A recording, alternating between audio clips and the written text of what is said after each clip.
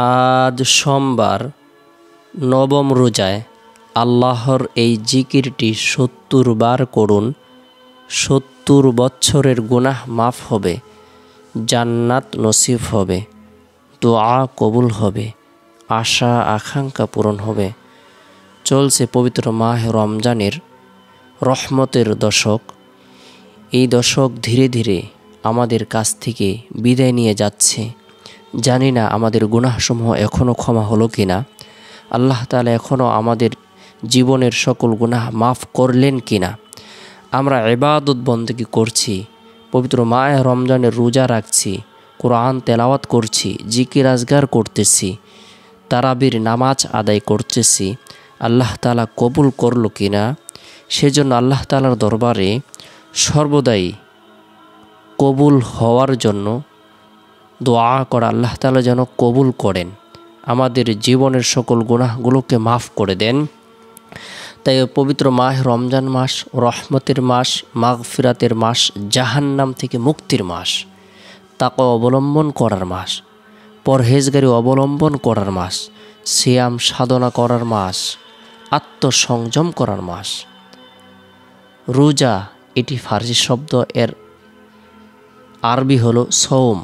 এর আবিধানিক অর্থ বিরত থাকা, উপবাস থাকা, আত্মসংযম করা, কঠোর সাধনা করা, অবিরাম চেষ্টা করা। শরীয়তের পরিভাষায় সওমের নিয়তে সুবে সাদিক থেকে সূর্য অস্ত পর্যন্ত সকল প্রকার পানাহার, যৌন সম্ভোগ থেকে বিরত থাকার নামই রোজা। শরীয়তের গুরুত্ব অপরিসীম, আধ্যাত্মিক উন্নতি সাধনে এটি একটি অপরিহার্য ইবাদত। এই ইবাদতের মাধ্যমে আল্লাহর নৈকট্য লাভ হয়। আল্লাহ তাআলা পবিত্র কালামুল্লাহ শরীফের মধ্যে ইরশাদ করেছেন, ইয়া আইয়ুহাল্লাযীনা আমানু কুতিবা আলাইকুমুস সিয়াম কামা কুতিবা আলাল্লাযীনা মিন ক্বাবলিকুম লাআল্লাকুম তাত্তাকুন। হে মুমিনগণ, তোমাদের উপর রোজা ফরজ করা হলো যেমনিভাবে তোমাদের পূর্ববর্তী উম্মতের উপর ফরজ ছিল, যাতে করে তোমরা তাকওয়া অর্জন করতে পারো। সূরা বাকারা আয়াত নং 183। আমরা পবিত্র মাহে রমজানের রোজাগুলো পালন করব এবং আল্লাহ তাআলার নৈকট্য লাভের উদ্দেশ্যে নেক কাজ করব, নেক আমল করব। আল্লাহ তাআলা ওই ব্যক্তিদের নিকটবর্তী যারা নেক কাজ করে, নেক আমল করে। ইন্না রহমাতাল্লাহি করিবুম মিনাল মুহসিনিন। আল্লাহ তাআলার রহমত মুহসিনিন যারা রয়েছে, সৎ কাজ যারা করে, নেক কাজ যারা করে, তাদের খুব নিকটবর্তী। তাই আমরা আল্লাহ তাআলার রহমত পাওয়ার আশায়, আল্লাহ তাআলার দরবারে মাগফিরাত পাওয়ার আশায়, জাহান্নাম থেকে মুক্তির আশায় পবিত্র মাহে রমজান মাসে একাগ্রতার সাথে মনে প্রাণে বিশ্বাস রেখে ইবাদত বন্দেগীর মধ্যে সময়কে অতিবাহিত করব। পবিত্র মাহে রমজানের বরকতে আল্লাহ তাআলা জান্নাতের সকল দরজা উন্মুক্ত করে দেন, জাহান্নামের সকল দরজা বন্ধ করে দেন, এবং কি দৈনন্দিন জান্নাতকে সুসজ্জিত করা হয়। রোজাদার ব্যক্তি যখন আল্লাহ তাআলার সন্তুষ্টি লাভের উদ্দেশ্যে রোজা রাখে, তার মুখের দুর্গন্ধ আল্লাহ তাআলার কাছে মেঘ নাভির থেকেও অনেক প্রিয়। রোজাদার ব্যক্তির জন্য সমুদ্রের মাছ পর্যন্ত দোয়া করে, ফেরেশতারা পর্যন্ত ইফতার পর্যন্ত দোয়া করতে থাকে। রোজাদারের সম্মানে দুর্বৃত্ত শয়তানকে শিকল দ্বারা আবদ্ধ করে জাহান্নামের মধ্যে নিক্ষেপ করা হয়। রোজাদার ব্যক্তিকে শেষ রাত্রে ক্ষমা করা হয়, তাদের দোয়াকে কবুল করা হয়। চলছে পবিত্র মাহে রমজানের নবম রোজা। আজকের এই দিনটি সোমবারের দিন পড়েছে। সোমবারের দিনটি হলো সাপ্তাহিক উত্তম দিনসমূহের মধ্যে অন্যতম একটি দিন। আল্লাহ রাসূল সাল্লাল্লাহু আলাইহি সাল্লাম সোমবারের দিনটিকে গুরুত্ব প্রদান করেছেন। সোমবারের দিন সারা পৃথিবীর সমস্ত মানুষের আমলসমূহের রিপোর্ট পেশ করা হয়ে থাকে। আসমানের সকল দরজা উন্মুক্ত করে দেওয়া হয়।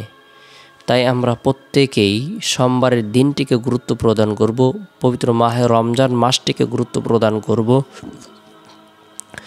যতটুক সম্ভব হয়, সুযোগ হয়, নফল ইবাদত বন্দেগীর মধ্যে সময়কে অতিবাহিত করার জন্য চেষ্টা করব। সোমবারের দিন সাহারির সময় আমরা প্রত্যেকেই গুরুত্ব সহকারে 2 রাকাত পারি 4 রাকাত পারি তাহাজ্জুদের নামাজ আদায় করব। তাহাজ্জুদের সময় আল্লাহ তাআলা প্রথম আসমানে আগমন করে থাকেন। সারা পৃথিবীর সমস্ত মানুষের সকল ধরনের হাজতসমূহকে পূরণ করে দেওয়ার জন্য নিজের পক্ষ থেকে ঘোষণা করে থাকেন, দোয়া কবুল করে থাকেন। আছে কোনো ব্যক্তি গুনাহগার, সে গুনাহ করতে করতে মাথা থেকে নিয়ে পা পর্যন্ত গুনায় জর্জরিত, তার অন্তর গুনাহ দ্বারা কালো হয়েছে, সে হাতের দ্বারা গুনাহ করেছে, চক্ষুর দ্বারা গুনাহ করেছে, পায়ের দ্বারা গুনাহ করেছে, আল্লাহ তাআলা বলেন আমি তার জীবনের সকল গুনাহগুলোকে মাফ করে দেব। সুবহানাল্লাহ। তাই শেষ রাত্রে রোজাদার ব্যক্তিকে ক্ষমা করা হয়। শেষ রাত্রে আমরা তাহাজ্জুদের পরে হাত উত্তোলন করে রব্বুল আলামিনের দরবারে রুনাজারি করব। আমাদের সকল ধরনের হাজত সমূহের কথা মোনাজাতের মধ্যে ব্যক্ত করব। এরপরে সোমবারের দিন ফজরের নামাজ সম্পূর্ণ করার পর আল্লাহর পবিত্রতা বর্ণনা করার উদ্দেশ্যে, আল্লাহর প্রশংসা বর্ণনা করার উদ্দেশ্যে, আল্লাহর বরত্বকে স্বীকার করার উদ্দেশ্যে সুবহানাল্লাহ, আলহামদুলিল্লাহ, আল্লাহু আকবার এই তাসবিহ তাহলিল তাকবীরগুলো পাঠ করব। এরপরে সোমবারের দিন জোহরের নামাজ সম্পূর্ণ করার পর নিরিবিলি এক পরিবেশের মধ্যে বসে পবিত্র মাহে রমজানের সবচেয়ে গুরুত্বপূর্ণ, শ্রেষ্ঠ, ফজিলতপূর্ণ, বরকতপূর্ণ, মাহাত্ম্যপূর্ণ, তাৎপর্যপূর্ণ একটি আমল, যে আমলের মাধ্যমে আল্লাহর নৈকট্য লাভ হবে, আল্লাহর সন্তুষ্টি লাভ হবে, আল্লাহ তাআলা খুবই খুশি হবেন, বান্দার সকল ধরনের অন্যায় অপরাধকে মুহূর্তের ভিতরে ক্ষমা করে দিবেন।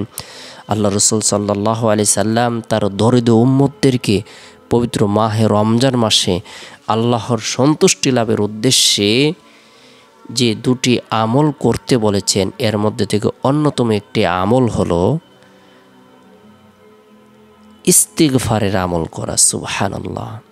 আমরা গুরুত্ব সহকারে সোমবারের দিন জোহরের নামাজ সম্পূর্ণ করার পর গুনাহ মাফের উদ্দেশ্যে তওবার নিয়তে ইস্তিগফারের আমল করব 70 বার। আস্তাগফিরুল্লাহ রাব্বি মিন কুল্লি যামবি ওয়া আতুবু ইলাইহি, আস্তাগফিরুল্লাহ রাব্বি মিন কুল্লি যামবি ওয়া আতুবু ইলাইহি। যে ব্যক্তি একাগ্রতার সাথে মনে প্রাণে বিশ্বাস রেখে ইস্তিগফারের আমল করবে, যদিও তার গুনাহ 70 বছরের হয় না কেন, আল্লাহ পাক রব্বুল আলামিন অনুগ্রহ করে তার জীবনের সকল গুনাহকে মাফ করে দেবেন। সুবহানাল্লাহ। তাই আমরা 70 বার ইস্তিগফারের আমল করব।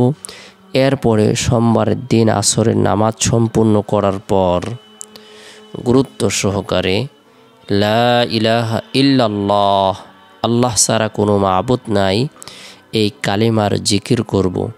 7 আসমান জমিন থেকে আল্লাহ তাআলা বেশি নেকি দান করবেন যদি বান্দা ইয়াকিন, ইখলাস, বিশ্বাস রেখে লা ইলাহা ইল্লাল্লাহ এই কালেমা পাঠ করে। আল্লাহ তাআলার আরশ পর্যন্ত এই কালেমার পাওয়ার পৌঁছে যায়। সুবহানাল্লাহ। তাই আমরা এই কালেমা পাঠ করব।